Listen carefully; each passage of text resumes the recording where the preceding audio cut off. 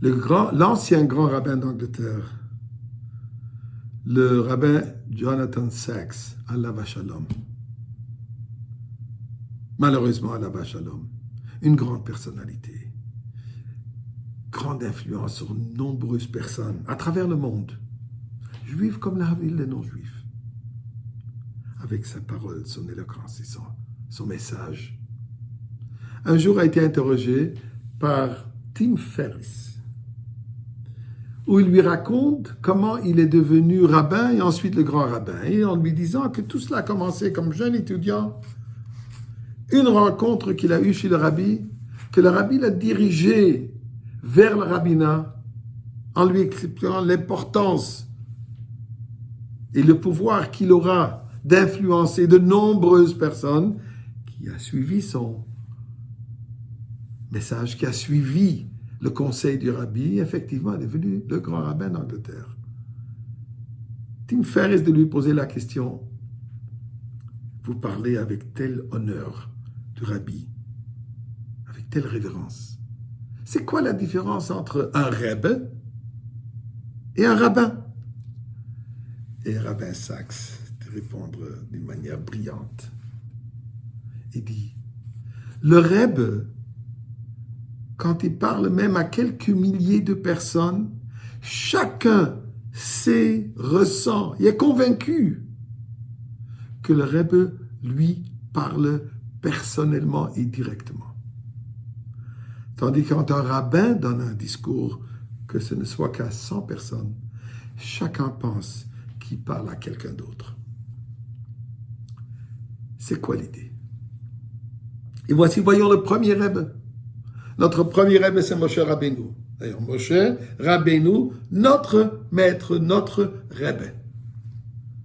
Dit la Torah, dans Devarim, chapitre 5, pasuk 5. Anochi omed ben Hashem ou benechem.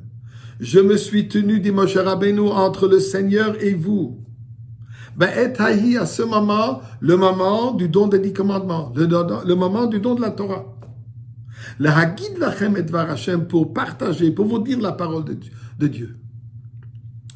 Moshe Rabbeinu est là dans toutes les générations. Dans toute génération, le Nassi adore, le maître de la génération est le Moshe Rabbeinu de la génération. Et tel que Moshe Rabbeinu, lui, était l'âme générale qui a ressenti, qui inclut en lui toutes les âmes, et pour cela, il les comprend, pour cela, il les entend, pour cela, il les communique et est en contact direct avec chacun et chacune.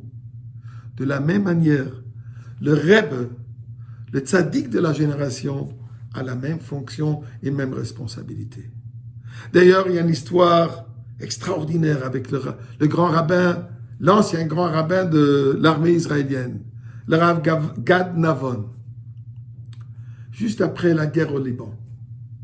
Il est venu chez le rabbi et dit au rabbi, partage au rabbi avec douleur que malheureusement, l'armée israélienne a perdu 56 soldats. Je crois qu'il avait dit 56.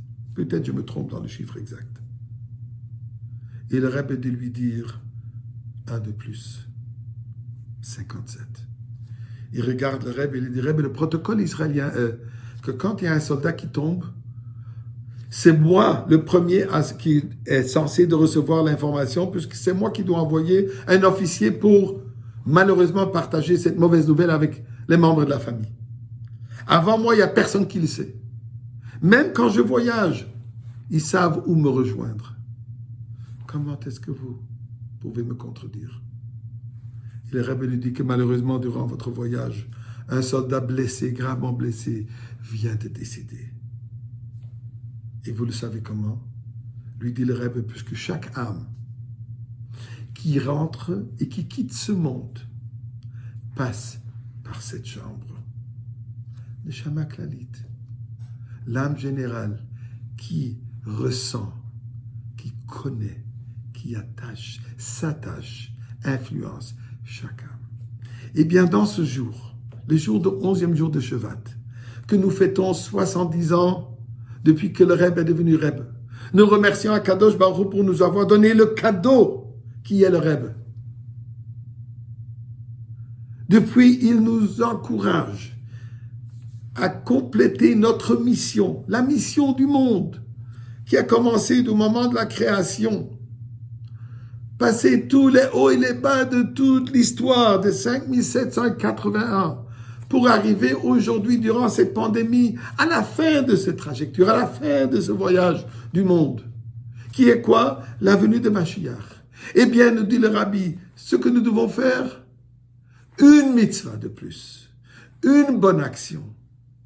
Et c'est cette une mitzvah que nous allons ajouter, qui va précipiter, mais non seulement précipiter, qui nous mène la Goula aujourd'hui même. Et ce jour de 11e jour de Shevat, nous allons fêter avec Moshe Rabbeinu, avec le Rebbe, ensemble, ils sont Mashiach, au Beth Amikdash, aujourd'hui même.